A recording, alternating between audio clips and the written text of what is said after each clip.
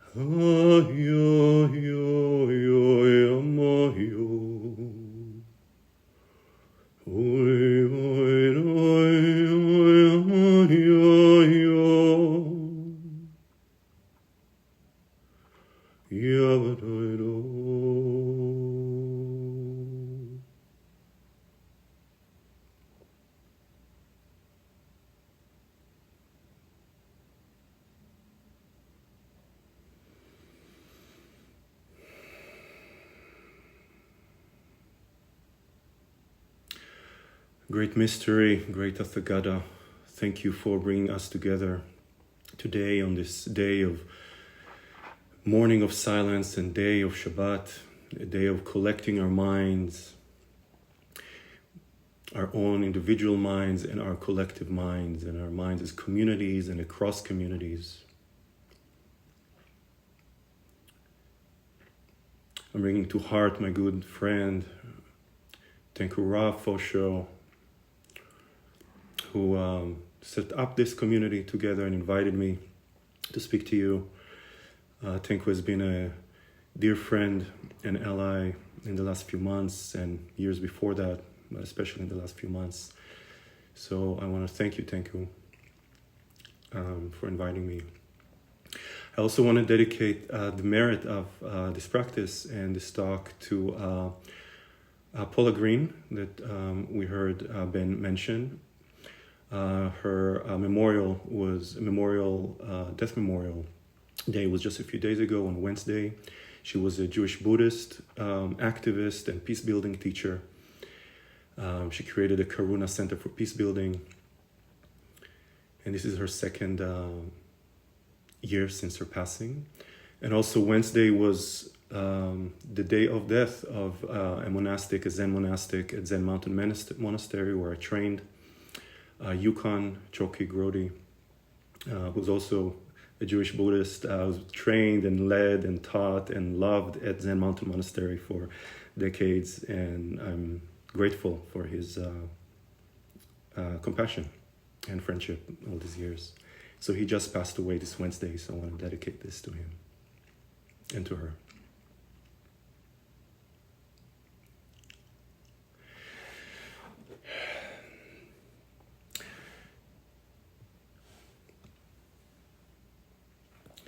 So this is from the outline of practice, the writings of Bodhidharma.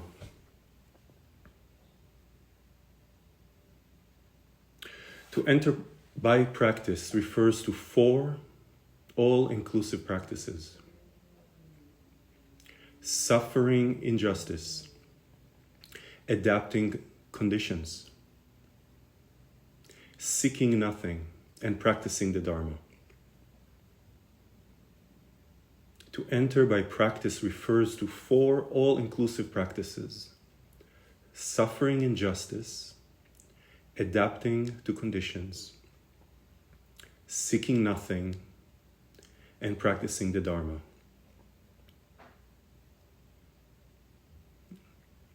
As a comment, this is a variation on the Four Noble Truths. And we'll concentrate on this first one. Suffering injustice. When those who search for the path encounter adversity, they should think to themselves, in countless ages gone by, I've turned from the essential to the trivial and wandered through all manner of existence, often angry without cause and guilty of numberless transgressions. Now, though I do no wrong, I'm punished by my past. Neither gods nor men can foresee when an evil deed will bear its fruit. I accept it with an open heart and without complaint of injustice. The sutras say, when you meet with adversity, don't be upset, because it makes sense. With such understanding, you are in harmony with reason. And by suffering injustice, you enter the path. So this is from, like I said, the outline of practice, the Zen Teaching of Bodhidharma. Bodhidharma was a 6th century Indian monk who's, as the legend says, is the first emissary of Buddhism in China, both an ally and a challenger of Emperor Wu's merit-based practice. He's considered the first ancestor of Zen. He's known to be formidable, advocating practice outside of scripture, direct pointing to the human mind.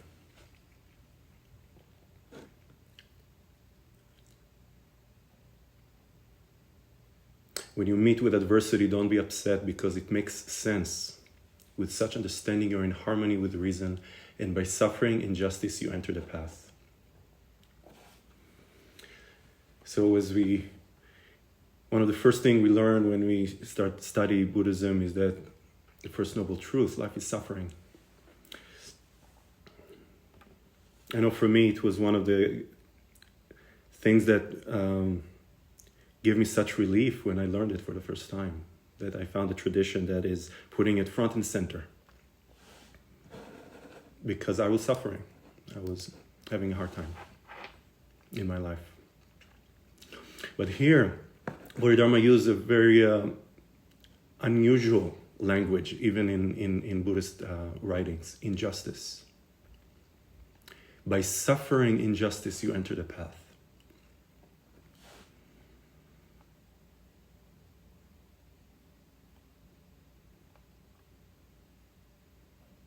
I can imagine that if you take a moment to take stock of yourself and possibly your experience in the last few months, you may experience, just like myself, that there's been so much injustice, misunderstanding, dissonance,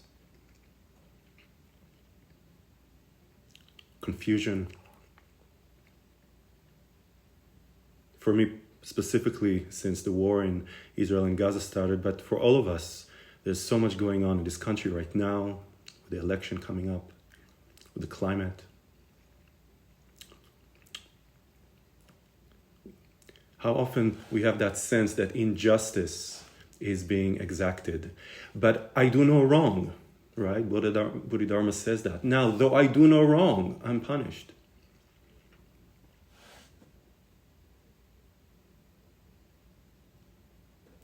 Last week I spent in sesshin. I was at Zen Mountain Monastery and I was in a week-long sesshin. And there were some moments of sublime quietness. And I also felt sick for a long time, parts of it. I had flashbacks from testimonials that I heard both from the Israeli side of the war and the Gazan side of the war. And my mind flashed to being trapped under scorched bodies in a shelter, in a kibbutz in Israel, or under the ruins in Gaza.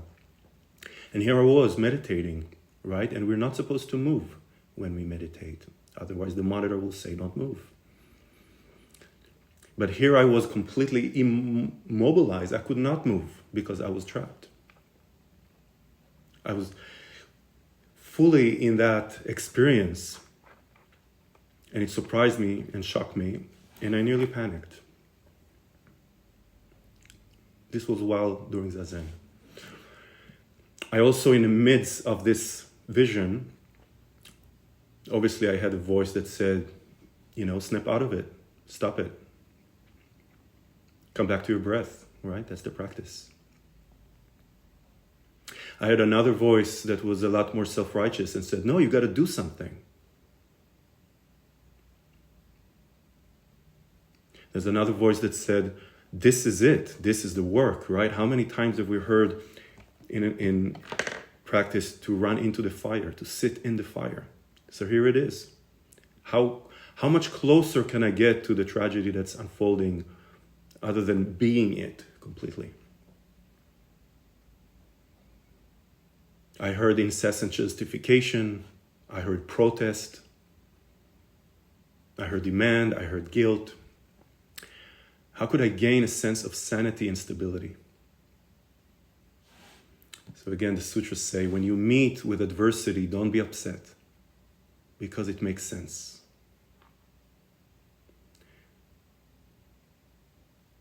Even before reading this line from Bodhidharma, for me, this was my practice for the last 4 months. And before that, but especially now. It makes sense. It doesn't mean that it's condoned. But it makes sense. Of course, life is suffering. Life is injustice. I can act towards justice. I can act toward right action, what I think is the right thing. But fundamentally, I can expect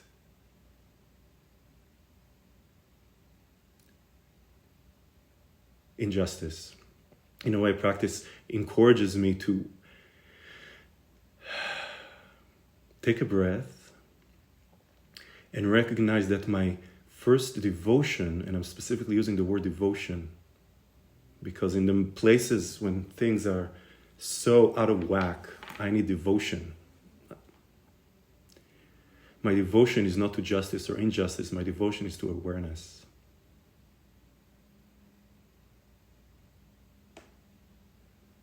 How much of these last few months could have been different if awareness was what we were devoted to, rather than our individual kinds of justice? And I was thinking of another zealot. So Bodhidharma is known as a zealot ancestor, and I was thinking about one of my own Jewish ancestors, the prophet Eliyahu. We may know him as Elijah, and he's known around in the Torah and afterwards as an extreme zealot. At times he would bring fire from the sky to decimate his opponents. But in fact, he was so zealot, he had a way of justice that he was condemned to live eternally and return in every generation, not unlike a bodhisattva, returning throughout the 6 realms with kindness, and to remind people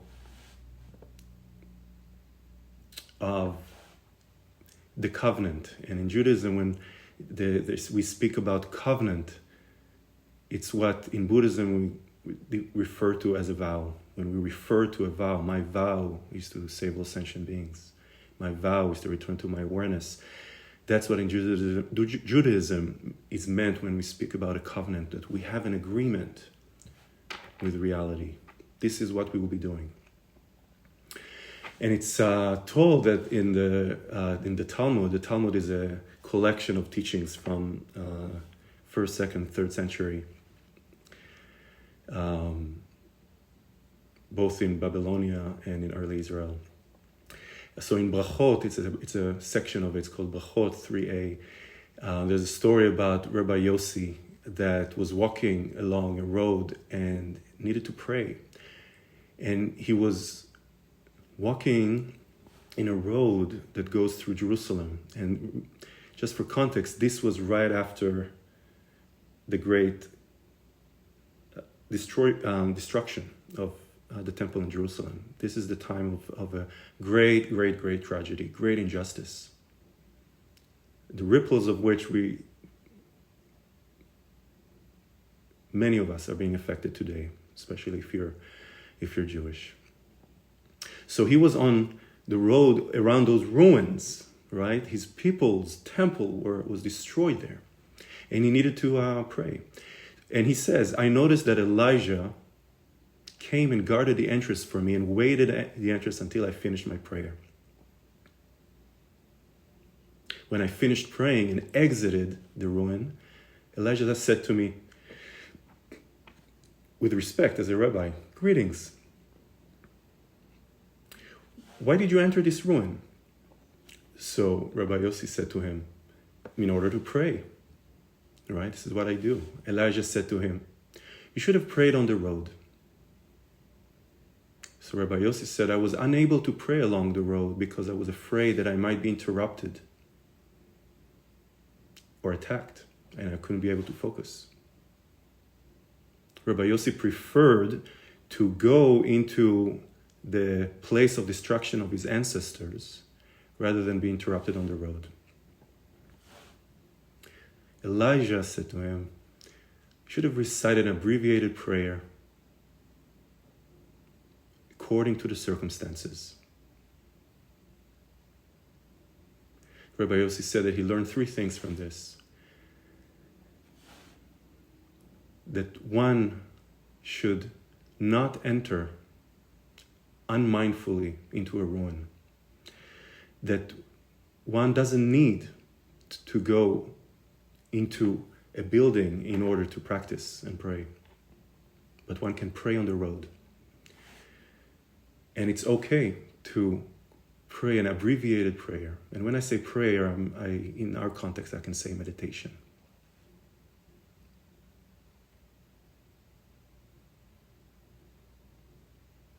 There's a saying that I wasn't able to track down. It's something that I picked up in my training at the monastery, and I asked one of the teachers there, and they couldn't tell me where it was, but somehow it was imprinted to me in my mind. The saying says, don't stop when you meet the Buddha. Move quickly where the Buddha is not. Don't stop when you meet the Buddha. And move quickly where the Buddha is not. So when I was in that throes of that terrible vision that I was in during this session, did I meet the Buddha? Was that my moment of compassion and being one with suffering? You may say so. It could be that I was also so blended with my imagination that the Buddha was not there. To what degree my breath was available. And if we're bringing it back to practice, maybe this is the ultimate question that we can ask ourselves at every single moment. When we meet injustice, when we're in the throes of tragedy or bliss, when we are completely in love and our heels, fly, to what degree our breath is available to us. Because our breath is that portal to that awareness.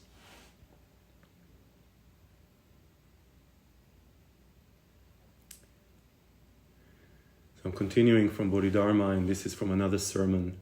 It's called the Breakthrough Sermon. Speaking about this breath. If someone is determined to reach enlightenment, what is the most essential method he can practice? The most essential method, which includes all other methods, is beholding the mind. But how can one method include all others? The mind is the root from which all things grow. If you can understand the mind, everything else is included. And I want to pause here for a moment, because Bodhidharma says, understand the mind. It may seem like we are figuring it out. So if you're in this room, you probably know that we're not in the business of figuring things out here. Just before that, he was saying, beholding the mind. In Judaism, there's two kinds of prophets. There's the prophets that see mystery, see God, see infinity. And the verb they use is re'iyah, to see. And there's Moshe, who is the ultimate prophet, who said that he knew God. It was a direct pointing, direct experience. So this is what Bodhidharma here speaks of. Everything else is included. It's like the root of a tree.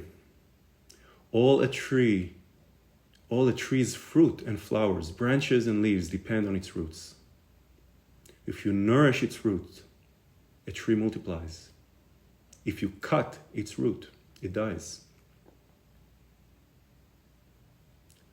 So let's pause here for a moment. Oftentimes we think about the roots and we think about uprooting, right? Oh, maybe I have some kind of a thought that I don't like. I need to somehow find the root and uproot it. That's not what Bodhidharma says. Nourish the root.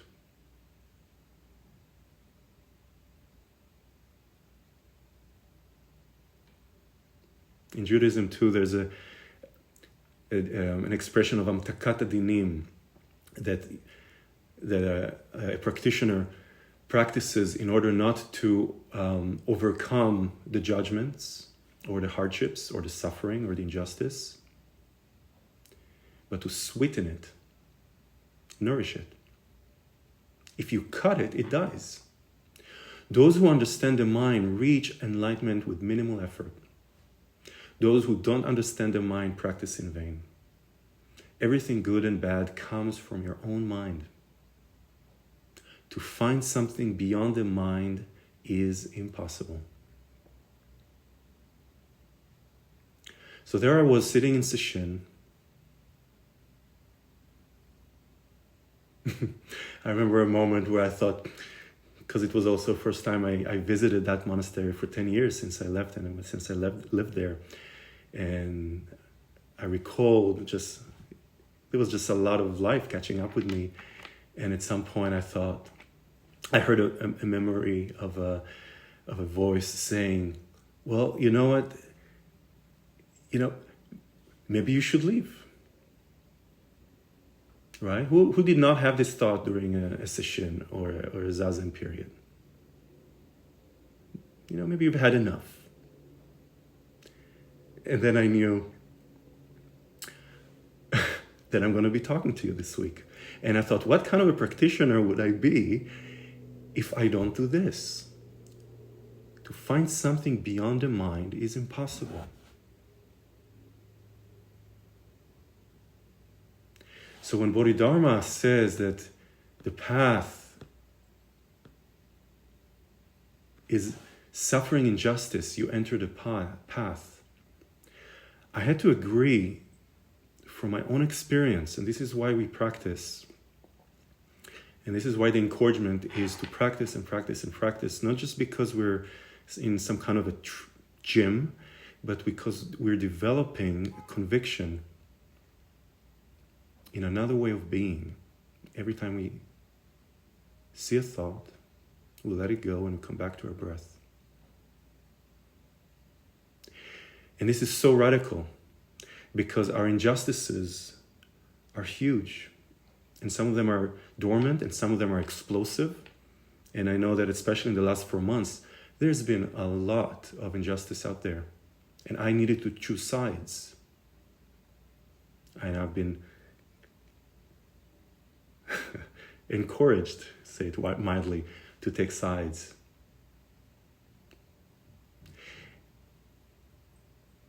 And what Bodhidharma here is saying is that there is something in addition to all of this, that there is an underlying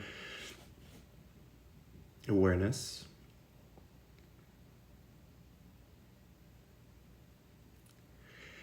but in order for me to develop this kind of conviction in it, I need to really have the courage to let it all go.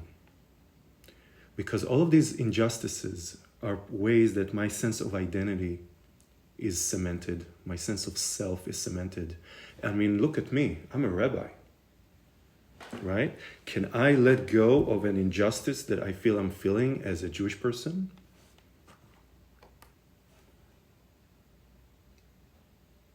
As a friend of Palestinians, some of whom from Gaza, with family there,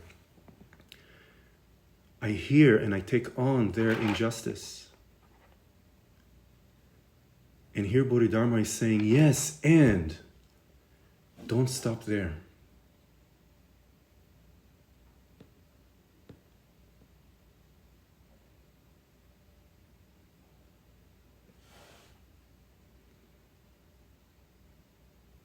Don't stop where the Buddha is. Move quickly where the Buddha is not.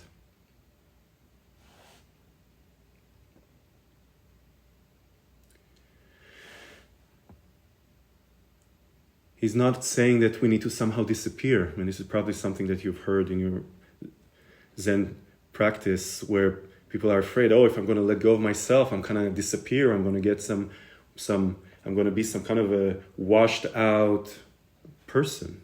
No.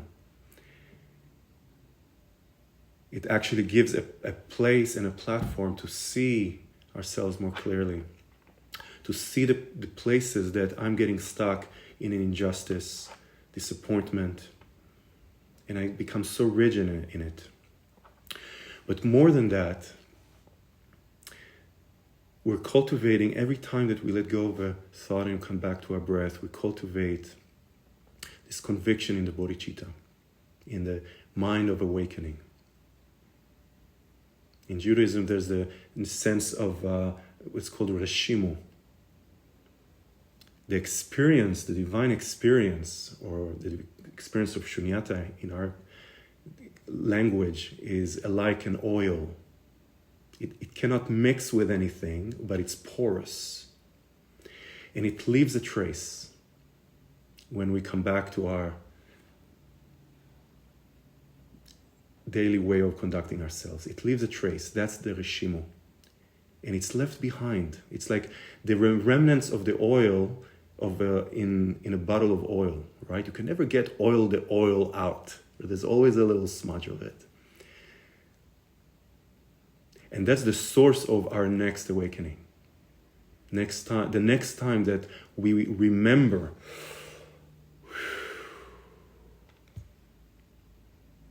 to wake up, to take a breath in the midst of a storm.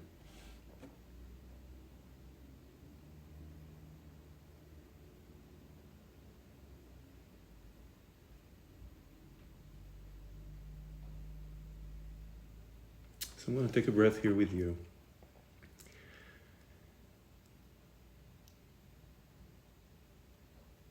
Just notice your body taking in these words.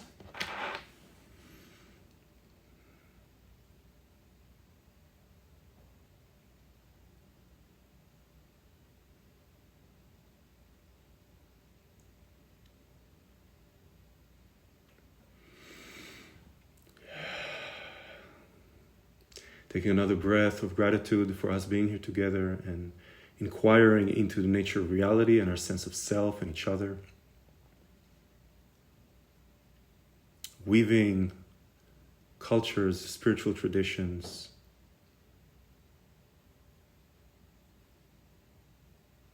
ancestors, bearing witness to so much injustice in the world right now. And let's take a moment to appreciate all of our intentions and orienting towards clarity. If you're here,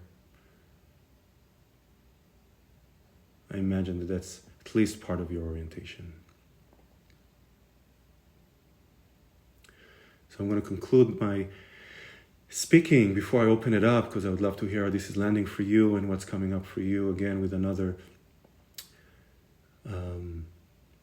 niggun melody, and it goes with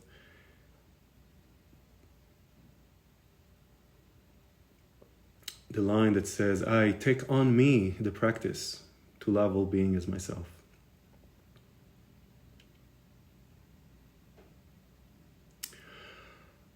הריני מקבל עליי את מצוות הבורא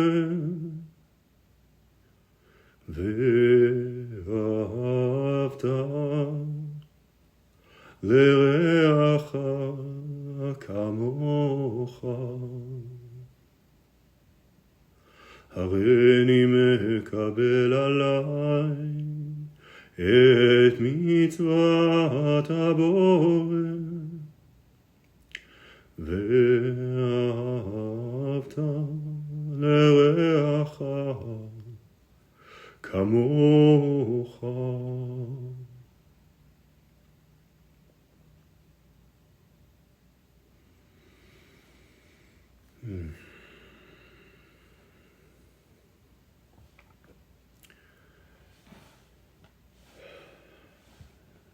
Thank you, everyone.